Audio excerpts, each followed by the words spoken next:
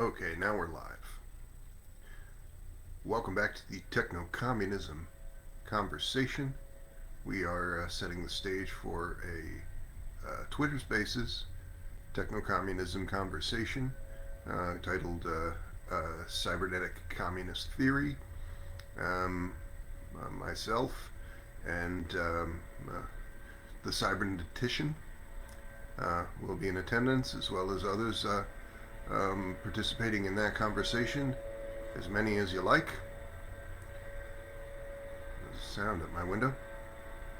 I'm Yohanan Benzain, a voice crying out in the wilderness, crying out for a technological New Jerusalem. And I'll talk for a moment of this name and the vision that I saw some years ago. I took this name, a nom de guerre. I was not born with the name Yohanan Benzain. I've noticed that some transhumanists that I met seem to be surprised by that. I was going through some trials and tribulations some years ago. As I expect, I will see more, and I won't go into the details of this, but not the most pleasant of things. But as we are living through this extinction level event of the capitalistic climate apocalypse, circumstances such as runaway overheating being reached by 2029 if we do not dramatically transform the industrial bases, including most importantly abolishing the super-polluting military-industrial complex of the United States, the world's worst polluter and the ringleader of this inescapable regime of super pollution, protecting all of the other super polluters, garbage entities like the State of Israel, so-called, whose bombs, many Hiroshimas and Nagasaki's, dropped on the concentration camp of occupied Palestine, leading to the death or disappearance of 500,000 people in the last 14 months. That ordinance, that raw tonnage of fascistic horror, may account for approximately 5%, and the total ordinance used in this world in that time frame might account for up to 10% of the total environmental impact. It's the environmental. You say this environmental impact. These are things that we make use of. These fossil fuels, these single-use plastics, these products of livestock systems. Yes, they're not perfect, but they're things that we make use of. What use is made, I ask you, of murdering people in a concentration camp? These are fascistic horrors and nothing more. The United States protects evil like this in this world. You can... I had a conversation in the last of these in another group where we discussed the difference between the imperialist powers as defined, and that when that word came into common use at the turn of the century, and the fascist powers, a word that followed it by some decades. Pan-African thinkers and liberation thinkers have pointed out that there is no distinction between those two, the imperial powers and the fascist powers, except that the fascist powers turned their forces of evil upon the imperial core itself. That's to say, they did to European people what they were already doing with equal or greater strength to black and brown bodies, to quote Frantz Fanon.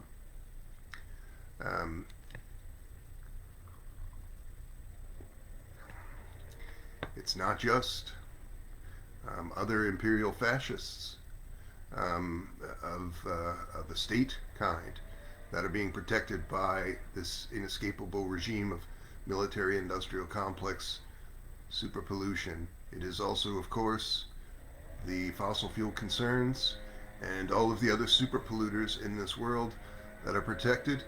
You can find climate scientists who might be among the more intelligent people or learned people on this planet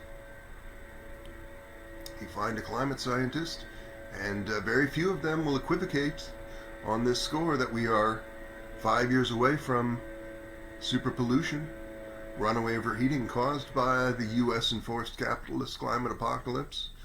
Very few of them disagree on this point, and disagree that extreme measures must be taken to prevent the total homicide, the extinction of the human race, and the extinction of multicellular life, quite possibly. Very few of them are too confused about that. But if you say to them, what is to be done? What is to be done? They don't know. The most intelligent people, or the most learned people in this world, they don't know what to do. But I'll tell you who knows what to do. Your scientific communist comrades, because they have always known for a century and a half that capitalism, the forces of financial capital and empire, tend to destroy the two things that it needs the most in this world. The human being, the worker. You are all workers. Very few of you are capitalists. You think of yourself as capitalists. You are not capitalists. My friends, you are capitalist sympathizers. You are a kind of fascist sympathizer if you think this way. Because where is this factory that you own? If you're a capitalist, where is your capital?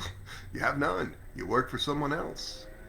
You have very limited resources of this kind of independent wealth and the ownership of the means of production.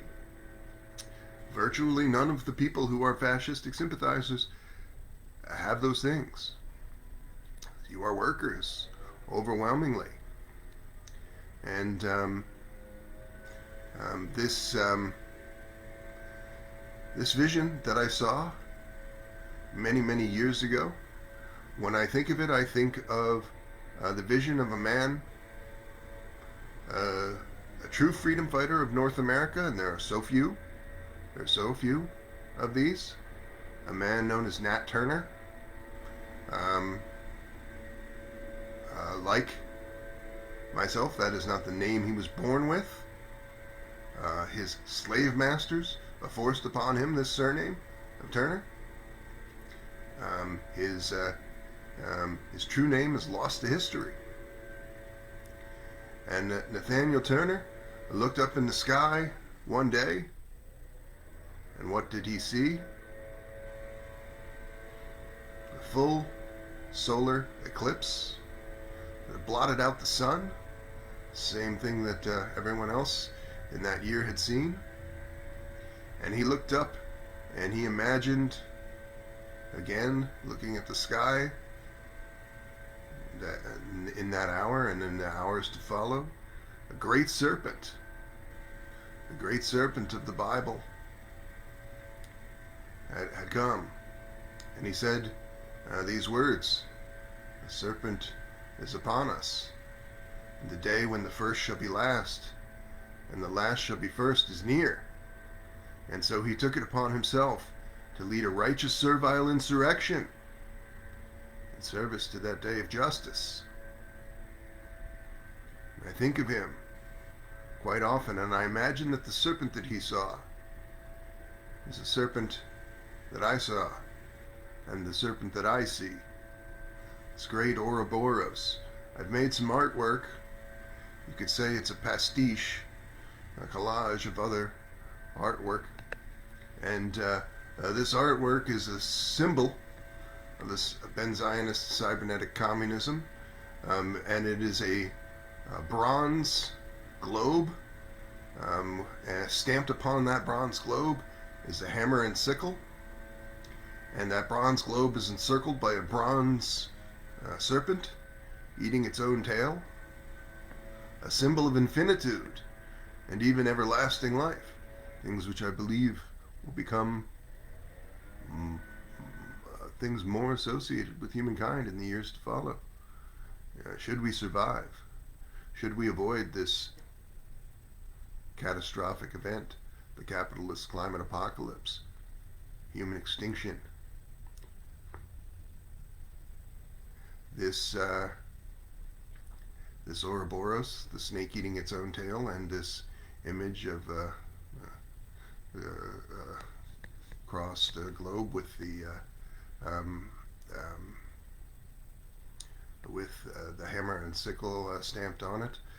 It's a little bit suggestive of the symbology of the German Democratic Republic, a part of a world revolution of a kind, just as a comrade Nat Turner was a part of a world revolution of a kind. They didn't live to see that day, and none of us may live to see that day, but I believe it is a certainty nevertheless.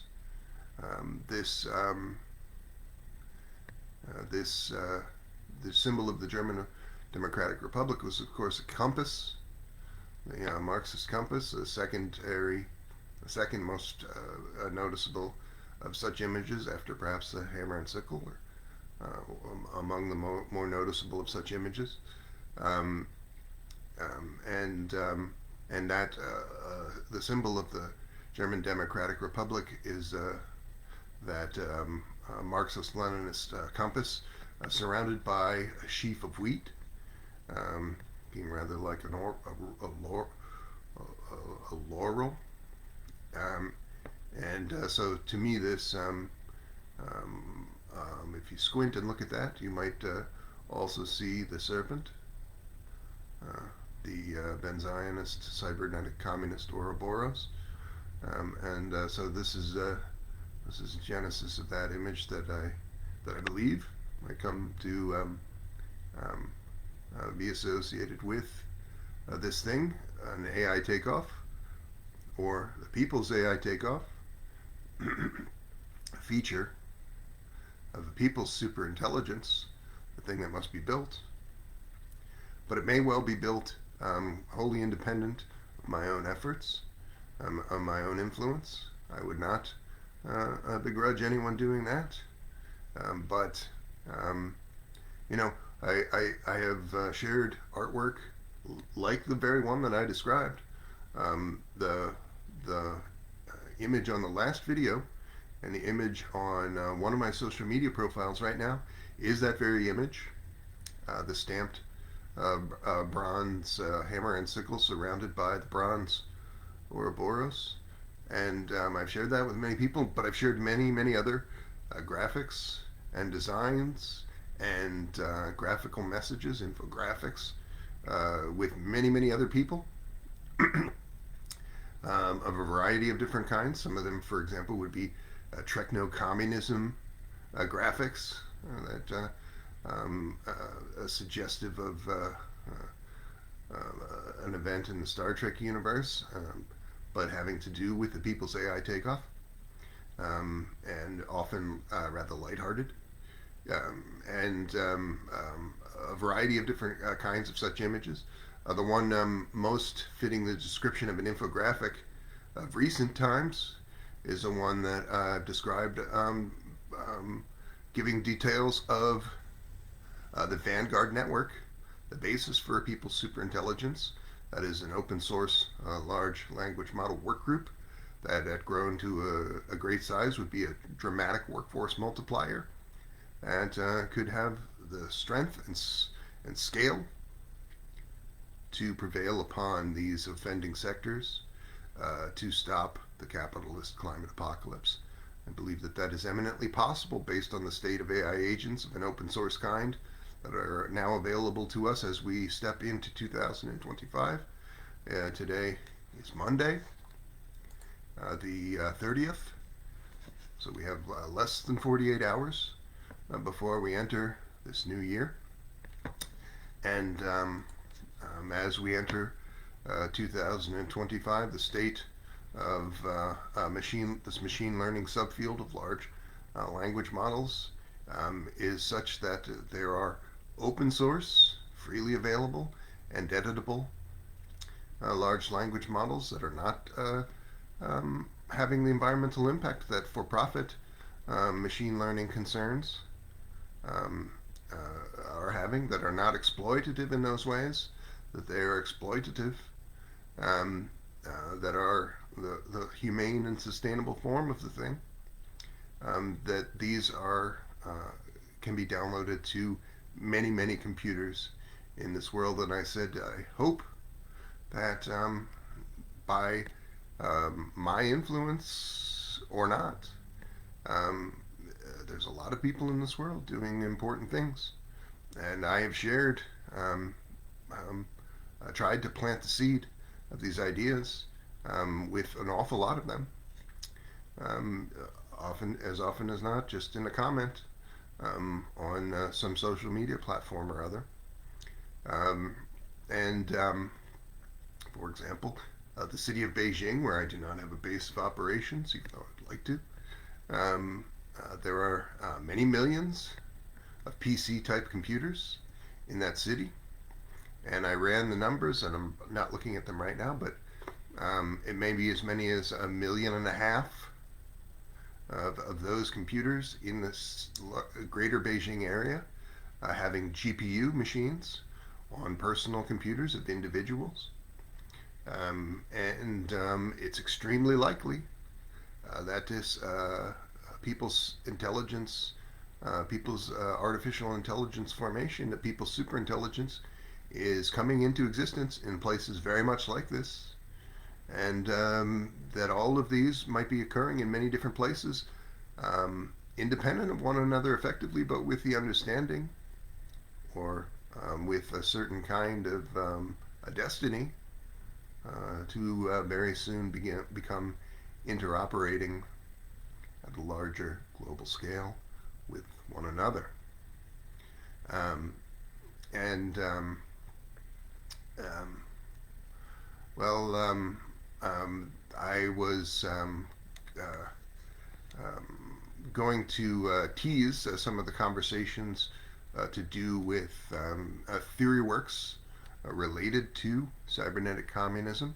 There are relatively few that are truly instructive for the building of people's superintelligence, in my view.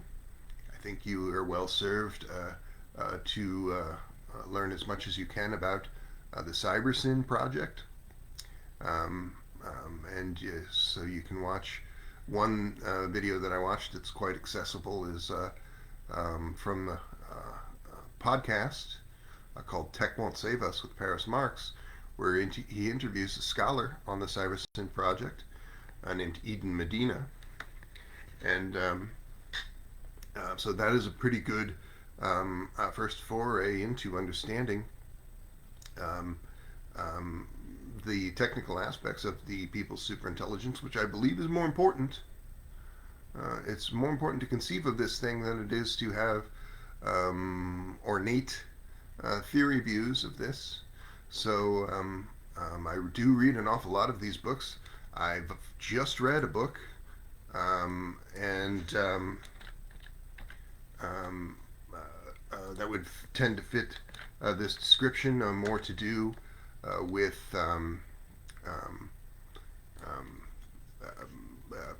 the book is called Art and Cosmotechnics by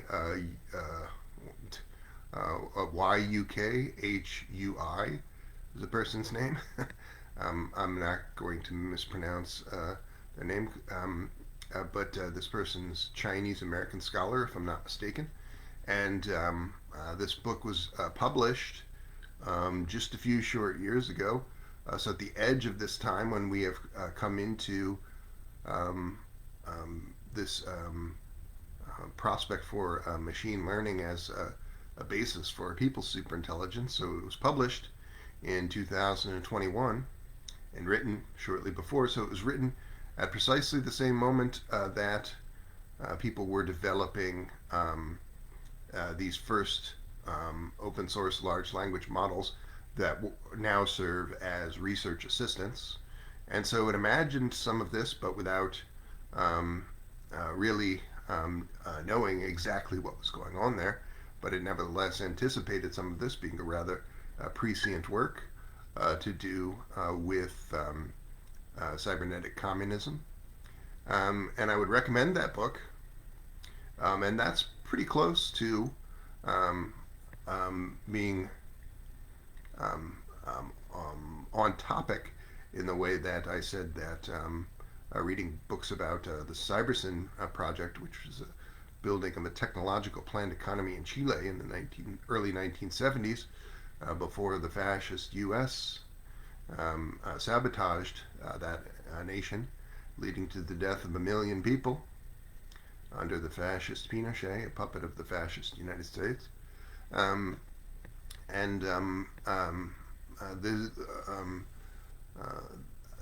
This is of significance, a technological planned economy, for reasons that I shouldn't have to explain. But had this technological planned economy not been sabotaged, it would have become a basis for an admittedly rather different, but equivalent formation of a people's superintelligence.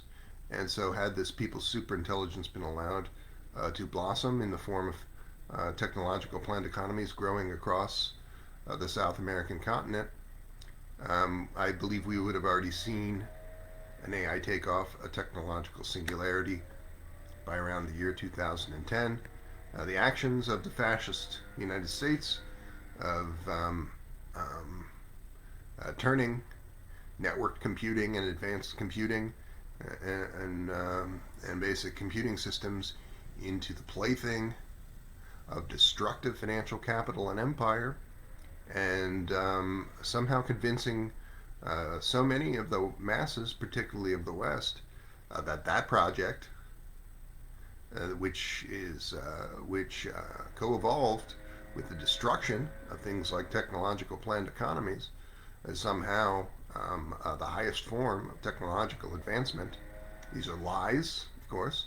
The destroyer of the people's superintelligence, and the builder of a perverse thing driven by profit mongering, is not, in fact, the builder of the superintelligence. People like Ray Kurzweil, these false prophets of superintelligence, of capitalistic superintelligence. It's quite impossible that they are building something that is genuinely superintelligent. They're building a superpowered super stupidity, hastening the destruction of this world, hastening the destruction of the worker. Those two things that are required by a financial capitalist system that nevertheless are also that it also destroys without mercy, without any self-reflection. This is who someone like Ray Kurzweil is, a criminal like any other capital formation, like any other capitalistic sympathizer. And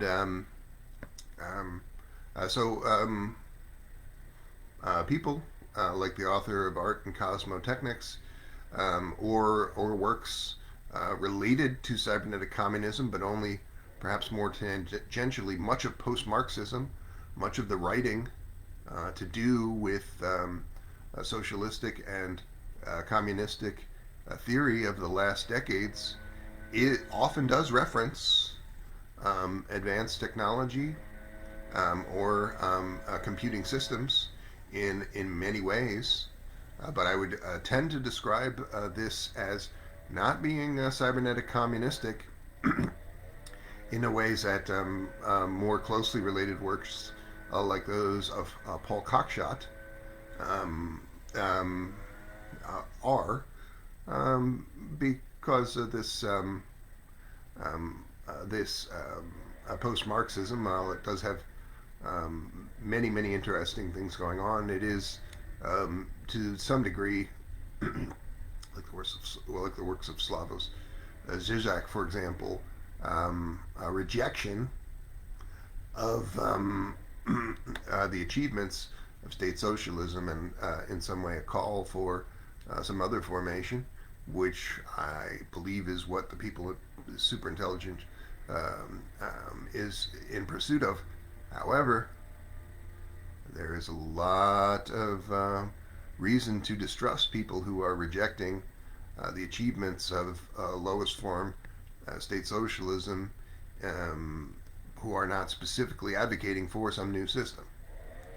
In between those two things, specifically describing how to build a people's superintelligence and generally just in a more vague way rejecting the achievements of the admittedly lowest forms of socialism, actually existing socialism.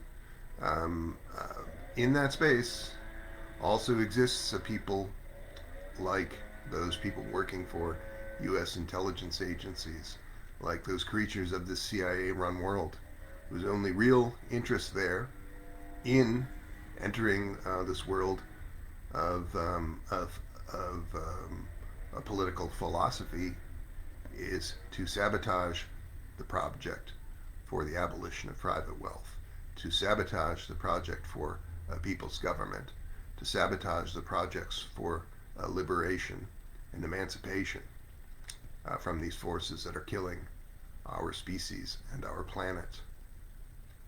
And such things as post-Marxism can not be wholly dismissed, but they do need to be approached with great skepticism, and you should be saying as much as I have just said every time these subjects come up. It is not unkind or uncharitable to describe these kinds of forces of the forces of the CIA-run world, these crypto-fascists, as what they are: people not genuinely interested in the building of a humane and sustainable world, an AI-driven world. These goals are one and the same. By and large, the technophiles and technologists of the Western world are crypto-fascistic, almost to a man. I worked with an organization called the United States Transhumanist Party in 2019, and at the beginning of 2020, I was elected as their presidential candidate on the basis of promoting something called the Futurist New Deal, a basic income scheme with other features, a thing which I spent a good deal of time researching and promoting.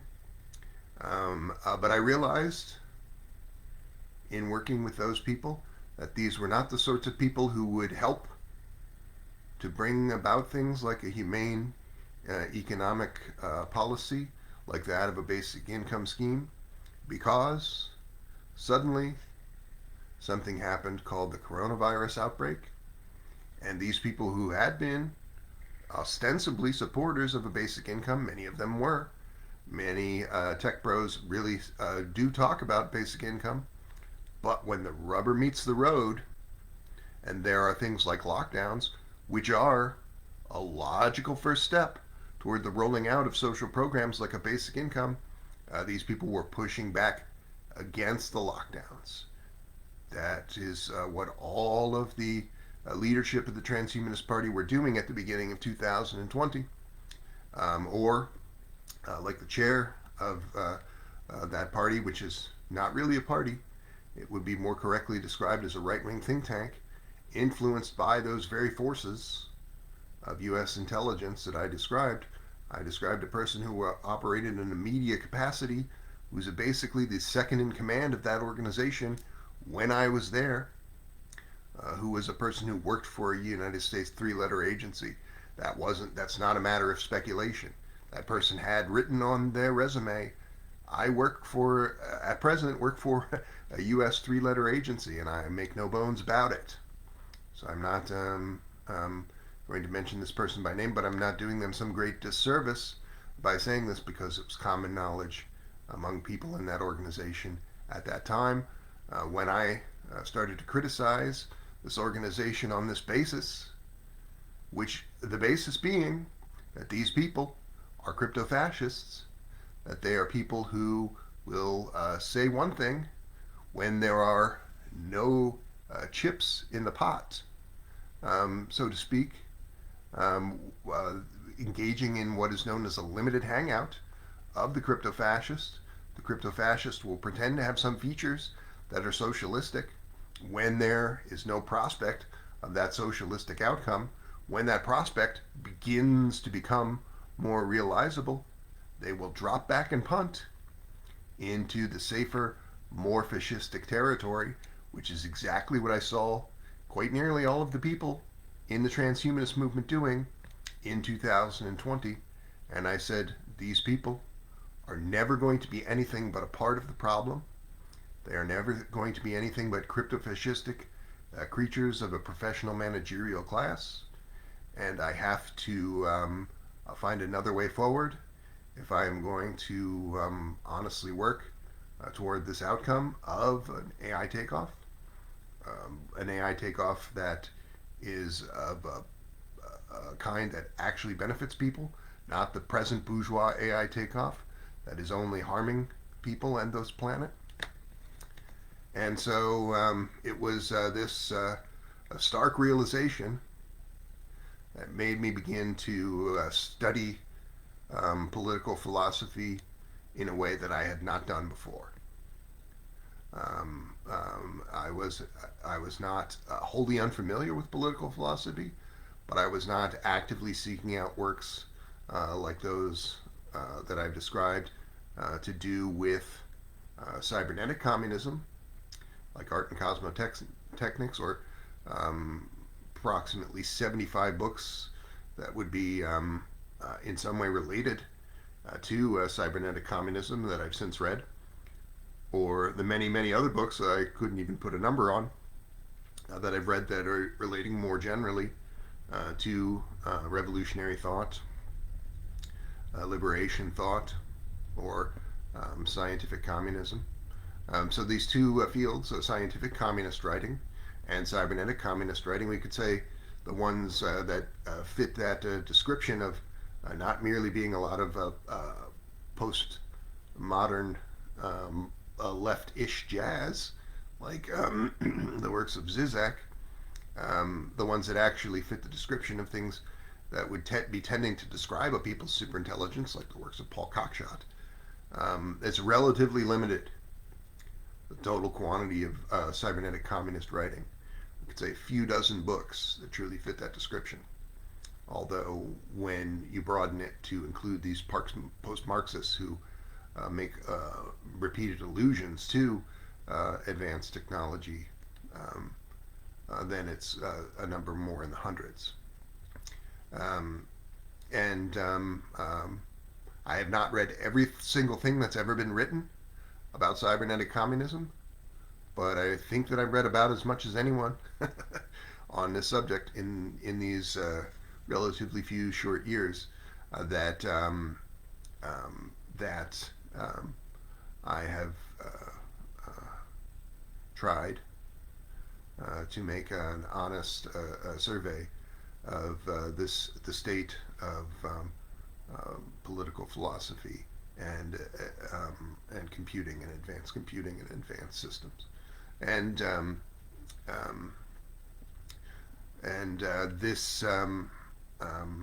this conversation that we will have on Wednesday in 2 days' time, in 2.5 days' time, will also touch upon the Vanguard Network and the building of the people's superintelligence itself.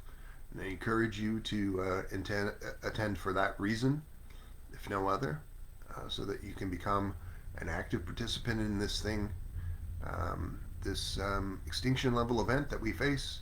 It's no joke. I alluded to the trials and tribulations of my life of years past.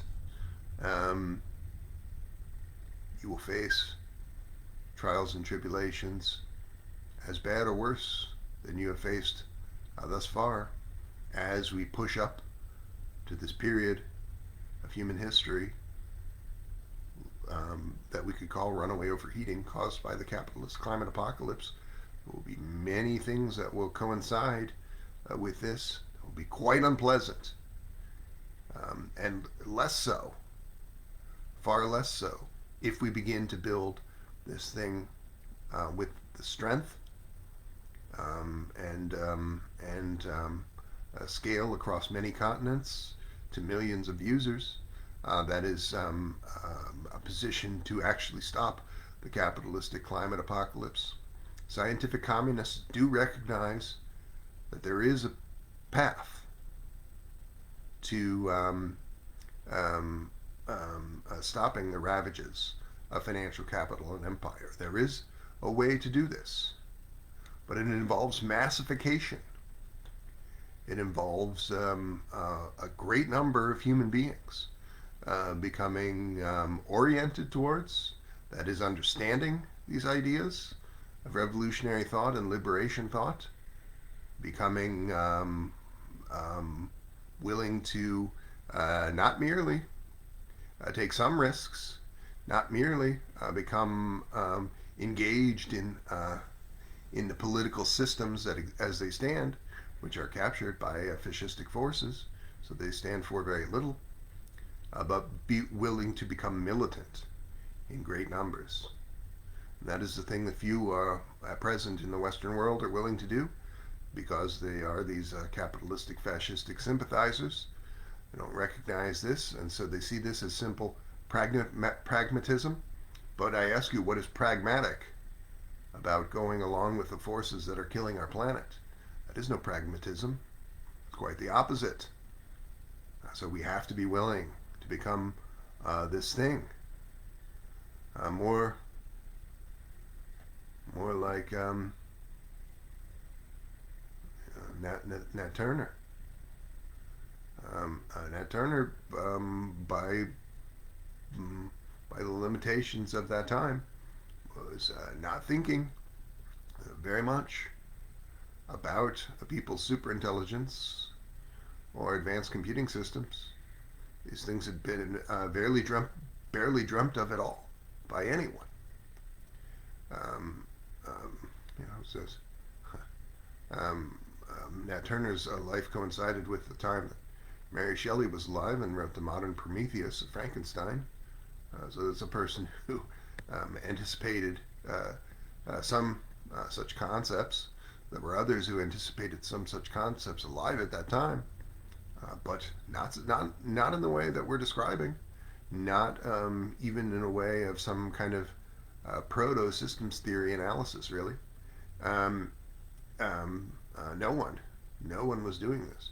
But yet Nat Turner is remembered because he was willing to fight for what is right. That is the thing more crucial. So when you look at works to do with cybernetic communism, I said, to the cybernetician who will be in attendance, I said, good cybernetician, if you wish to reach the masses with this idea, I think a work like the novel Red Plenty, which describes a world of a state socialist post-scarcity, is as good of an introduction to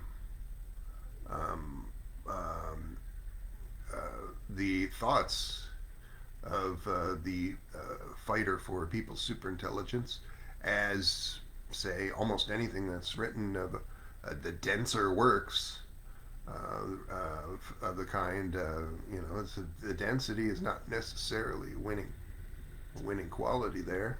These post-Marxist works, these works of postmodern jazz, they don't inspire too much. They don't illuminate too much. They don't describe the specific paths to building the people's superintelligence. They are people fumbling in the darkness, not knowing quite what to do, and so saying a lot of fancy words. Not wholly, but that is a feature there. So work like Red Plenty, to me, more inspiring than a great many of these works. And Art and Cosmotechnics is one of these works that I read most recently. It's not just some meandering post-modern jazz, right? It's a serious description of a world at the edge of its technological singularity. It's a serious description of cultural factors across continents of things to do with this. But even so, I would say that a work like Red Plenty is more inspiring and perhaps more uniting to people and focusing them on this work of building a people's superintelligence. And so we have to find ways to see that that massification does occur. And I'm going to end this live stream now. I thank you for your time. I believe that this building of people's superintelligence will lead to things quite impressive beyond merely stopping the capitalist climate apocalypse. Things more like the building of single payer public health services in every land that, by virtue of them being AI driven, by virtue of the state of the art of biomedical breakthroughs of today, could quite quickly lead to what I I coined this term, universal super longevity, but this is merely just a description of radical longevity achieved by all who want it on this planet. Like even that, a thing that would have been described quite correctly as utter lunacy by people in Nat Turner's time, even that, I think, is a modest goal by the standards of what could emerge from a people's superintelligence, a people's AI takeoff. We could quite quickly transform the industrialization once the problems of sustainability and humanity are solved. We could quite quickly transform the industrial outputs so that we are pushing up the Kardashev scale, dramatically different industrial forms, and better and better outcomes coinciding with human affairs and human well-being as a result. The artificial intelligence singularity is nigh, and wonders to behold beyond imagining. And on that fateful day you will rise, and all humankind will become as one. For you see, my dear comrade, very soon techno-communism will win.